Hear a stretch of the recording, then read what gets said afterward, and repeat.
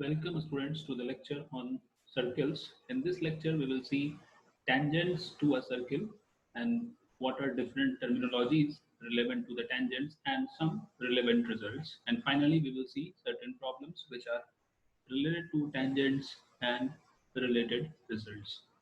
तो सबसे पहले स्टूडेंट्स हम लोग क्या देखते हैं कि लाइन और सर्किल की जब हम बात करते हैं तो सर्किल और लाइन में कितनी तरीके से इंटरसेक्शन हो सकता है। तो हमने देखा कि प्लेन में हमारे पास तीन डिफरेंट सिनेरियो हैं, फर्स्ट, सेकंड एंड थर्ड। तीनों आपके सामने बने हुए हैं, डायग्राम 1, 2 एंड 3। ठीक है। अब अगर आप ध्यान से देखो तो पहले वाले में तो कोई भी पॉइंट ऑफ इंटरसेक्शन नहीं है। इसका मतलब एक पॉसिबिलिटी क्या है कि सर्किल और लाइन के बीच में पॉइंट ऑफ इंटरसेक्शन हो जाए जीरो। दूसरी पॉसिबिलिटी क्या है? दूसरी पॉसिबिलिटी है टू पॉइंट्स ऑफ इंटरसेक्शन। ठीक है। और तीसरी पॉसिबिलिटी आप देख लो वन पॉइंट ऑफ इंटरसेक्शन। तो यानी यहाँ से आप एक क्वेश्चन ये भी दिमाग में बना सकते हो कि भाई अगर आपसे पूछा जाए what is the maximum number of points of intersection between a line and a circle, तो मैक्सिमम वैल्यू इसकी 2 हो सकती है और मिनिमम वैल्यू इसकी 0 हो सकती है। ठीक है। तो मैक्सिमम 2 पॉइंट्स ऑफ इंटरसेक्शन हो सकते हैं और ये भी हो सकता है कोई पॉइंट ऑफ इंटरसेक्शन ना हो।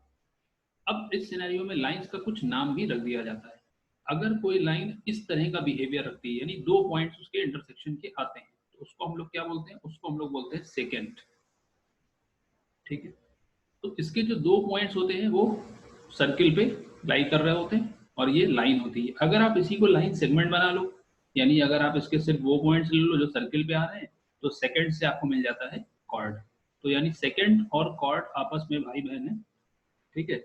और सेकंड बस काफी बड़ा भाई है यानी वो लाइन है, उसका कोई एंड पॉइंट नहीं है।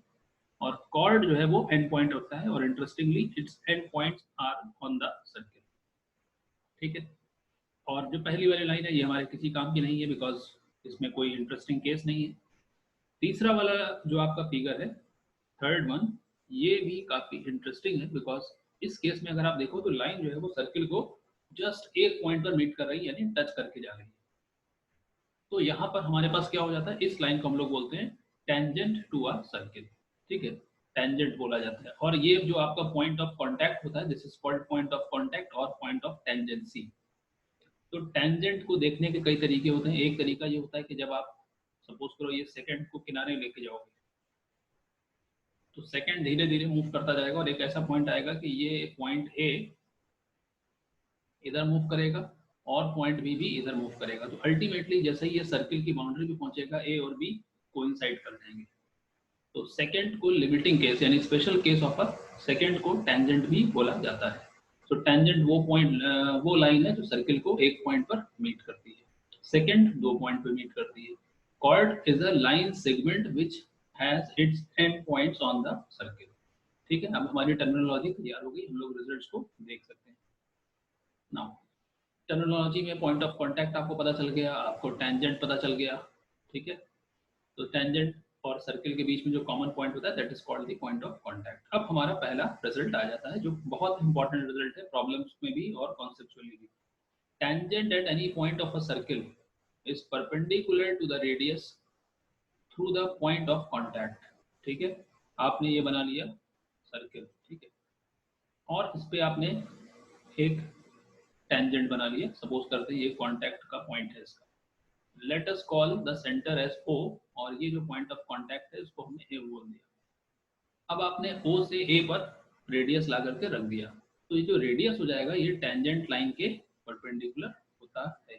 तो रेडियस जो होता है वो हमेशा टेंजेंट लाइन के परपेंडिकुलर होता है eight the point of tangency या पॉइंट ऑफ कांटेक्ट। ठीक है। ऐसा नहीं कि आप रेडियस को इधर ला के रख दोगे तो यहाँ 90 डिग्री एंगल बन जाएगा।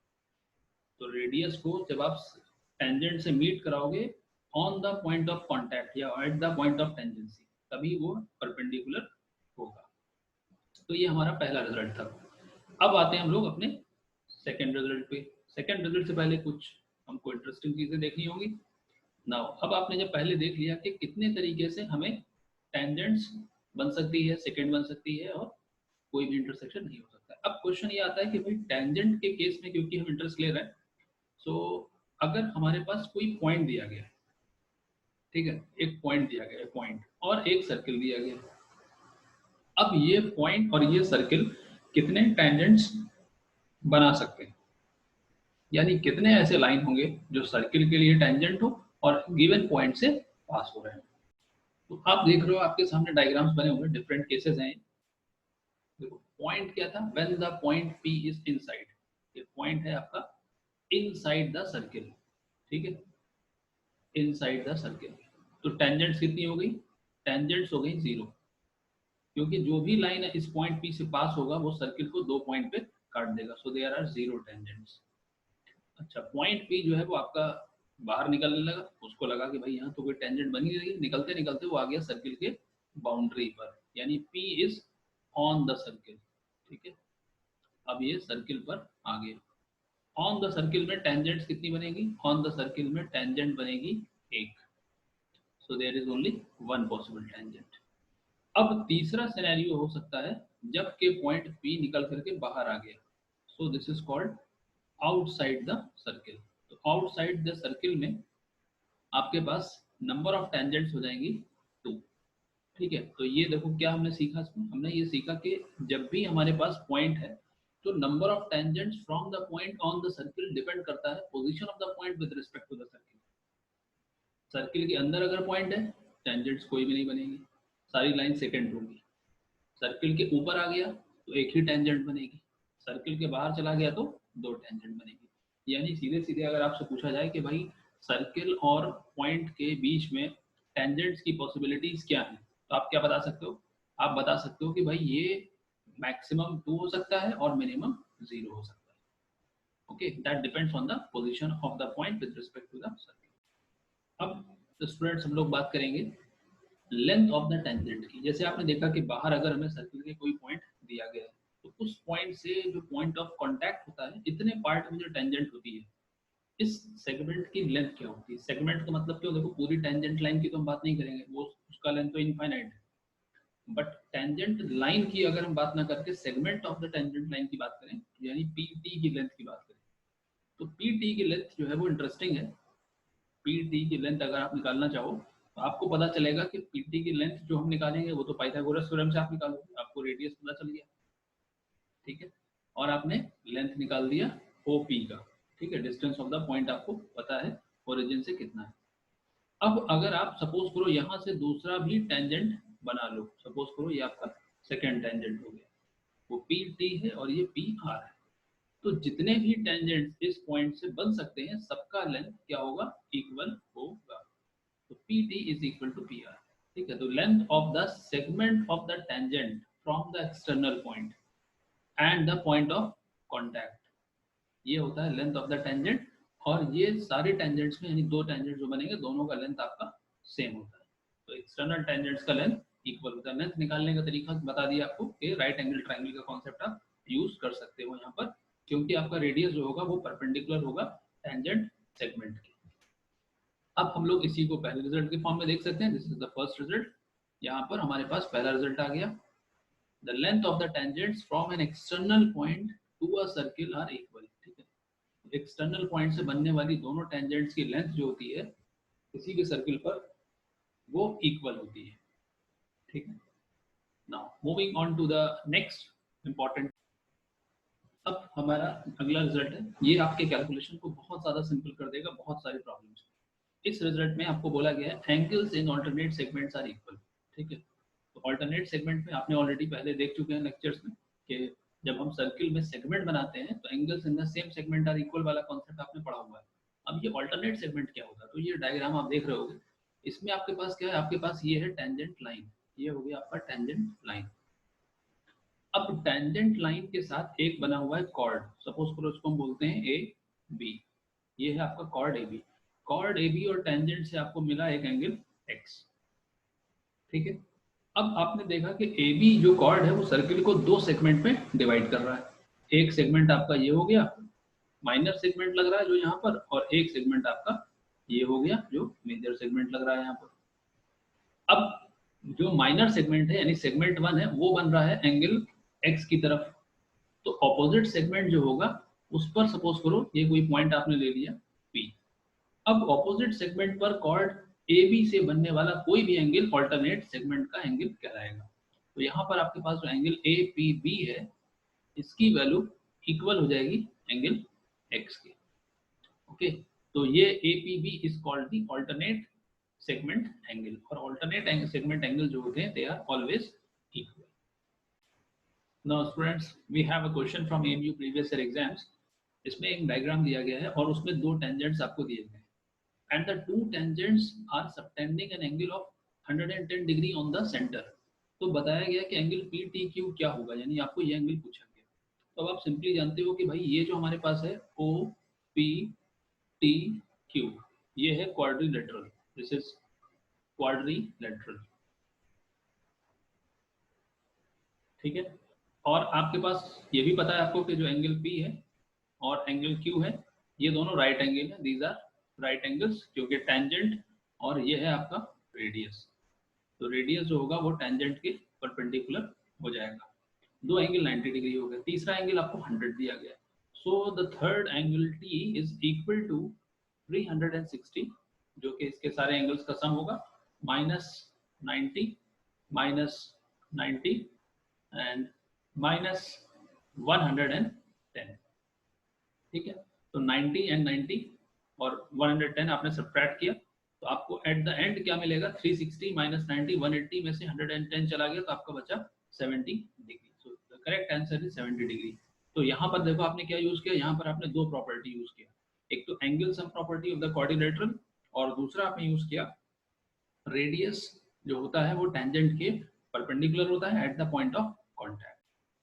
Okay, so in this question we have AT is a tangent. AT एक tangent है, सर्किल का सेंटर दिया गया O, और आप देख रहे हो यहाँ पर आपको OT की लेंथ दी गई है, OTA का एंगल भी दिया गया है. अब आपसे पूछा गया कि बताओ भाई AT की वैल्यू क्या होगी. तो आप देखो क्या करोगे, यहाँ पर आपने इसको ज्वाइन कर लिया, ठीक है, आपने ये लाइन को इससे ज्वाइन कर लिया, और ये एंगल हो गया 90 डिग्री. देखो पहला कॉन्सेप्ट यूज हुआ, टेंजेंट और रेडियस आपस में परपेंडिकुलर होते हैं. अब आपके पास बन गया एक ट्राइंगल जो है राइट ट्राइंगल OAT, ये हो गया राइट ट्राइंगल. राइट ट्राइंगल हो गया तो आपने इसमें क्या किया, आपने इसमें सीधे tan थीटा लगा दिया. आपने लगाया tan of angle T is equal to perpendicular upon base. Base कितना है, AT.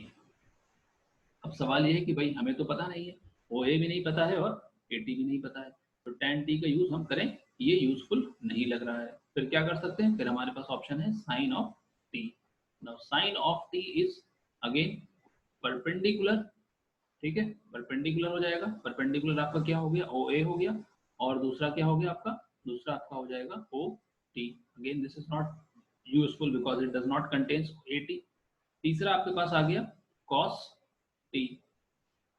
cos T आपके सामने रखा गया तो क्या हो जाएगा, cos T हो जाएगा आपका base upon hypotenuse which is OT. ये आपका सबसे सही कॉम्बिनेशन. देखो तीनों हमने क्यों लिखे आपके सामने, अगर हम डायरेक्टली cos T लिख देते तो आपको लगता है कि कैसे पता चला cos T लेंगे, साइन नहीं लेंगे, tan नहीं लेंगे, तो आपने देख लिया कि क्यों नहीं लेंगे. ओके, तो ये एक एक्सपेरिमेंटली आपको क्लियर हो गया कि कौन सा हमें लेना होगा. इसी तरीके से जब आपका अंडरस्टैंडिंग क्लियर होगा तो आपकी चॉइस जो है वो फास्ट और एक्यूरेट हो जाएगी. अब आपने यहाँ पर देखा कि ये सिंपली हो जाएगा, cos of 30 degree is equal to AT. AT आपको पता नहीं है, but what you know is OT which is 4, और cos 30 होता है आपका, cos 30 is 1 upon √3 upon 2 into 4. So AT की वैल्यू आपके पास आ गई 2√3 सेंटीमीटर्स. ठीक है, तो आपको इस तरह से मिल गया 2√3 सेंटीमीटर. देखो यहाँ पर काफी सारे कॉन्सेप्ट यूज हो गए. एक हमने कॉन्सेप्ट यूज किया ट्रिग्नोमेट्री का, फिर हमने एक कॉन्सेप्ट यूज किया उससे पहले, radius is perpendicular to the tangent at the point of contact. ठीक है, तो कई सारे कॉन्सेप्ट अलग अलग क्वेश्चन में यूज होंगे. काफी इंटरेस्टिंग क्वेश्चन था, but it was very simple. Now the next question is again related to the circle tangents. इस क्वेश्चन में हमें निकालना है लेंथ ऑफ द टेंजेंट. ठीक है, तो इसमें दिया गया टेंजेंट PQ, टेंजेंट है PQ at a point P of a circle. तो सर्किल पर कौन सा पॉइंट है, P पॉइंट है, इसका मतलब Q जो है वो आपका एक्सटर्नल पॉइंट हो गया. और सर्किल का रेडियस कितना दिया है, सर्किल का रेडियस दिया गया 5 सेंटीमीटर, और O है सर्किल का सेंटर. ठीक है, सेंटर O दिया गया एट ए पॉइंट Q. तो Q जो पॉइंट है वहां से O की जो डिस्टेंस है वो 12 दी गई है. अब आपको फाइंड करना है PQ का लेंथ. समझ में आ गया होगा स्टोरी क्या है. सो यूज पाइथागोरस थ्योरम। सीधे आपने देखते ही राइट एंगल ट्राइंगल में एक साइड मिसिंग है, आपने यूज कर दिया पाइथागोरस थ्योरम। पाइथागोरस थ्योरम में आपको पता है हाइपोटेन्यूज दिया गया है और एक साइड दिया गया है, तो आपका मिसिंग साइड पी क्यू क्या हो जाएगा, पी क्यू हो जाएगा 12 square minus 5 square under root. So this is 144 minus 25, ठीक है, स्क्वायर रूट कर दोगे तो ये हो जाएगा आपका स्क्वायर रूट ऑफ 119 सेंटीमीटर्स। ठीक है, ये option D is the correct option, इसमें स्क्वायर रूट मिसिंग है। ये क्वेश्चन आपका 2019 के पेपर में पूछा गया था एज इट इज। ठीक है, 2019 के पेपर में आपका ये क्वेश्चन आया था। ओके, सो इस क्वेश्चन में देखो हमें क्या दिया गया, इस क्वेश्चन में हमें दिया गया 2 कॉन्सेंट्रिक सर्कल्स, रेडियस कितना है 3 और 4। तो 2 कॉन्सेंट्रिक सर्किल है हमारे पास और उनका रेडियस है 3 एंड 4। तो इनर सर्किल का रेडियस हमारे पास हो गया, सपोज करो ये हो गया 3, और जो आउटर सर्किल है अगर हम इसकी बात करें तो इसका रेडियस है हमारे पास 4 यूनिट्स, ठीक है, सेंटीमीटर्स। तो 3 और 4 हो गया radius. Length of the chord पूछा गया है, length of the chord of the larger circle. तो लार्जर सर्किल में आपने कॉर्ड बनाया है जो छोटे वाले इनर सर्किल को यानी टच कर रहा है, यानी इनर सर्किल के लिए हो गया टेंजेंट। ठीक है, अब अगर आप याद करो पिछले लेक्चर्स के जो कॉन्सेप्ट है सर्किल्स में हमने पढ़ा था कि जो सेंटर से आपका पॉइंट आता है, सेंटर से जो परपेंडिकुलर आता है, ठीक है, सेंटर से परपेंडिकुलर जो होता है वो कॉर्ड को बाइसेक्ट कर देता है। तो ये आपका जो है वो मिड पॉइंट हो जाएगा, सपोज दिस इज सी। पहला कॉन्सेप्ट क्या यूज हुआ, छोटे वाले सर्किल में यानी इनर सर्किल में ये क्या हो रहा है, ये हो रहा है tangent, A B is the tangent, therefore O C is perpendicular to A B. ठीक है, तो आपने देखा A B is tangent to the inner circle, tangent to inner circle. तो जब इनर सर्किल में ये टेंजेंट है तो इसका मतलब क्या हो जाएगा, इसका मतलब O C is perpendicular to A B. अब क्या हो जाएगा, अब अगर आप आ जाते हैं लार्जर सर्किल की बात करते हैं, तो लार्जर सर्किल में क्या है, A B is the chord, larger circle में A B is the chord, और सेंटर से जो परपेंडिकुलर होता है वो कॉर्ड को बाइसेक्ट करता है। ओ सी जो है वो आपका O C is perpendicular to A B, पहले वाले रिजल्ट से आ गया था। इसकी मदद से आपको पता चला कि C is midpoint of A B, C आपका जो है वो मिड पॉइंट हो गया ए बी का। तो अब आपको पता चला कि अगर हम बी सी का लेंथ निकाल लेंगे तो उसका डबल करके हमें ए बी मिल जाएगा। ठीक है, तो अब हमने क्या किया, अब हमने अपने पूरे कैलकुलेशन को सिर्फ फोकस कर दिया ट्राइंगल ओ बी सी पर, triangle O B C. Right angle triangle का कॉन्सेप्ट आपने यूज कर लिया, तो आपको पता चला ये हो जाएगा O B square is equal to O C square plus B C square. Value substitute कर दो, ओ बी की वैल्यू आपको 4 दी गई है, ओ सी की वैल्यू 3 दी गई है।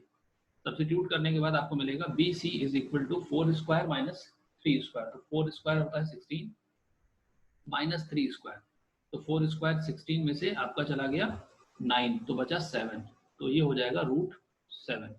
ये आ गई आपकी बी सी की वैल्यू।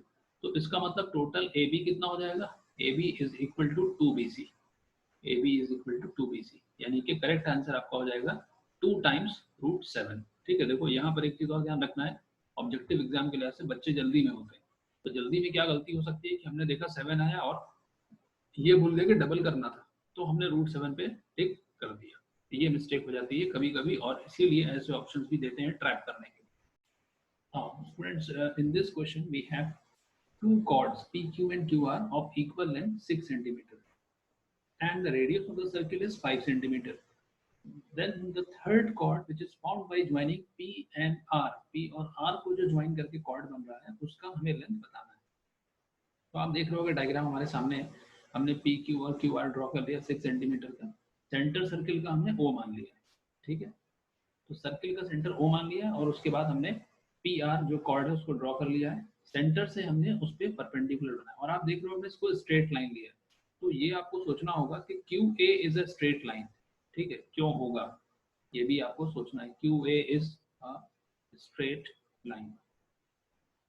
ठीक है, आपको सोचना है why. Now it is also perpendicular, अब perpendicular दिख रहा है, QA is perpendicular to PR। तो हमने क्या किया, हमने Q से ओ के थ्रू एक लाइन ड्रॉ किया जो इसके मिड पॉइंट पे मीट करेगा, let that midpoint be A. तो अब हमारा जो कॉर्ड का लेंथ था पी आर का, है ना, तो हमने लिया था let P R equals to 2x।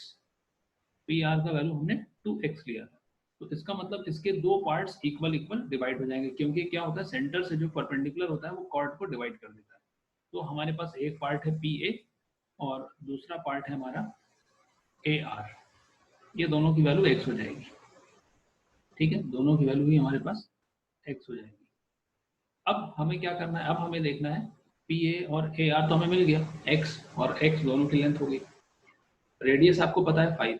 अगर आप ध्यान से देखो तो आपके पास दो ट्राइंगल्स बन रहा है। पहला ट्राइंगल बन रहा है आपके पास ट्राइंगल पी ए क्यू, ठीक है, पी ए क्यू, ये भी राइट ट्राइंगल। और दूसरा ट्राइंगल बन रहा है आपके पास ट्राइंगल पी ओ ए, ये है पी ओ ए। तो ट्राइंगल पी ओ ए में अगर आप देखो तो राइट ट्राइंगल दोनों बन रहे हैं और हमारे पास पी ओ की लेंथ जो है वो 5 दी गई। तो यहाँ से हमारे पास आ जाएगा ओ ए की लेंथ हो जाएगी O A is equal to 25 minus x square. ठीक है, और पी ए क्यू की अगर हम बात करते हैं पी ए क्यू, तो इसमें आपके पास आपको दिख रहा होगा क्यू ए की लेंथ हमें मिलेगी। Q A is equal to root of 36 minus x square. अब पी ए और क्यू, सॉरी ओ ए और क्यू ए में क्या रिलेशन है, तो आपने देखा कि क्यू ए जो है वो होता है 5 प्लस ओ ए। ठीक है, 5 प्लस ओ ए। अब दोनों तरफ वैल्यूज पुट कर दीजिए और स्क्वायर करके हम इसे सॉल्व कर लेते हैं। So substituting the values and squaring both the sides, we have 36 minus x square equals to 25 plus 25 minus x square plus 10 times root 25 minus x square। Simplify किया आपने सारे टर्म्स को और स्क्वायर रूट वाले terms को आपने right में भेजा तो आपको मिलेगा -10 root of 25 minus x square equals to 14। Square कर दिया फिर से आपने दोनों तरफ, आपको मिलेगा 100 into 25 minus x square equals to 196। ठीक है, सब्ट्रैक्शन वगैरह करेंगे आप 2500 में से 196 सब्ट्रैक्ट करेंगे तो आपको मिलेगा 2304 और इधर आ जाएगा 25 इंटू 100 पहला part minus 100 x square, right में आ जाएगा तो प्लस 100 एक्स स्क्वायर हो जाएगा। स्क्वायर रूट ले लीजिए आप, स्क्वायर रूट लेंगे आप तो 2304 का स्क्वायर रूट होता है 48 और 100 का स्क्वायर रूट होता है 10। तो आपको x की वैल्यू मिलेगी 4.8 सेंटीमीटर। x की वैल्यू आपकी होगी 4.8 सेंटीमीटर। अब आपको पता है कि हमें कॉर्ड की जो रिक्वायर्ड लेंथ थी वो क्या है, वो डबल थी। तो 2x लेंथ कितनी हो जाएगी आपकी, 2x लेंथ हो जाएगी आपकी, length of the chord is 9.6। ठीक है, 9.6 क्या होता है, 9.6 इज 2 टाइम्स 4.8। तो देखो यहाँ पर भी जो आपको y वाला पार्ट है ना, जब आप उसमें सोचोगे तो आपको दिखेगा आइसोसेलेस ट्रायंगल की प्रॉपर्टी है। ठीक है, आइसोसेलेस ट्रायंगल यहाँ पर बन रहा है पी क्यू आर, उसकी एक प्रॉपर्टी होती है जिसकी वजह से ये स्ट्रेट लाइन हो जाएगा। ठीक है, अब सभी स्टूडेंट्स को उस पर ज्यादा सोचने की जरूरत है ताकि आपको कॉन्सेप्ट क्लियर हो। साथ ही साथ इसमें एक प्रॉपर्टी ये भी यूज करी गई है कि जो कॉर्ड होती है वो सेंटर से मिड पॉइंट पर जब आती है तो परपेंडिकुलर हो जाती है। Chord from the, sorry, line joining the center to the midpoint of the chord is perpendicular to the chord। उसके बाद हमने Pythagoras theorem यूज कर लिया, यानी मल्टीपल कॉन्सेप्ट यहाँ पर यूज हुए। काफी इंटरेस्टिंग प्रॉब्लम था but we have solved it simply and we got the answer 9.6। Next question में आपको एक सर्किल दिया गया है, सेंटर O है उसका और एक टेंजेंट दिया गया है आर क्यू टी। साथ ही साथ आपको दिया गया है कि ये जो एस एस डैश क्यू जो आर्क है वो सेंटर पे बनाता है एंगल 120 डिग्री, यानी ये जो आपका सेंटर पे एंगल बन रहा है ये 120 डिग्री का एंगल है। ठीक है, and R T is the tangent of the circle, R T tangent है, दिख रहा है आपको। अब आर क्यू एस कितना होगा, यानी ये वाला एंगल आपको पूछा गया है, व्हाट इज दिस एंगल। तो आपको याद होगा हमने स्टार्टिंग में डिस्कस किया था रिजल्ट, ऑल्टरनेट सेगमेंट में एंगल जो होते हैं वो इक्वल होते हैं। तो ऑल्टरनेट सेगमेंट में एंगल एक बना लेते हैं। आपने क्या किया, आपने यहाँ से एक एंगल बना लिया ऑल्टरनेट सेगमेंट में। ठीक है, और आपने यूज किया एंगल सबटेंडेड बाय ये कॉर्ड का रिजल्ट जो हमने पिछले लेक्चर्स में देखा है। एंगल सबटेंडेड बाय ये कॉर्ड क्या होता है, जितना भी सेंटर पे एंगल बनेगा, suppose this point is a, तो जितना भी आपका सेंटर पे एंगल बन रहा है, आपने देखा एंगल एस ओ क्यू, ये हो रहा है आपका 120 डिग्री, ठीक है। इसका मतलब क्या हो जाएगा, इसका मतलब हो जाएगा एंगल एस ए क्यू, ये हो जाएगा आपका इसका हाफ 60 डिग्री। अब क्योंकि ऑल्टरनेट सेगमेंट के एंगल है, कौन सा एंगल है ऑल्टरनेट सेगमेंट का है, R Q S is equal to angle S A Q, दोनों क्या हो जाएंगे, दोनों 60 डिग्री के हो गए। और ये दोनों इक्वल क्यों हो रहे हैं, because they are angles in alternate segment, alternate segment, ठीक है। अगर आप दूसरे रिजल्ट से करोगे, calculation will be a little bit larger, थोड़ा सा ज्यादा कैलकुलेशन हो जाएगा, और आप इसको डिफरेंट रिजल्ट से भी कर सकते हो यूजिंग पेयर ऑफ एंगल्स, और लीनियर पेयर का कॉन्सेप्ट भी यूज किया जा सकता है, आइसोसेलेस ट्रायंगल की प्रॉपर्टी भी इसमें यूज की जा सकती है। तो ये आपने देखे प्रीवियस ईयर एमयू के प्रॉब्लम्स, और आपने देखा सभी प्रॉब्लम्स को हम लोगों ने कितने इजीली सॉल्व कर लिया। बट कॉन्सेप्ट्स को आपको हमेशा ध्यान में रखना है, कॉन्सेप्ट सही नहीं होगा तो आपका मिस्टेक हो सकता है।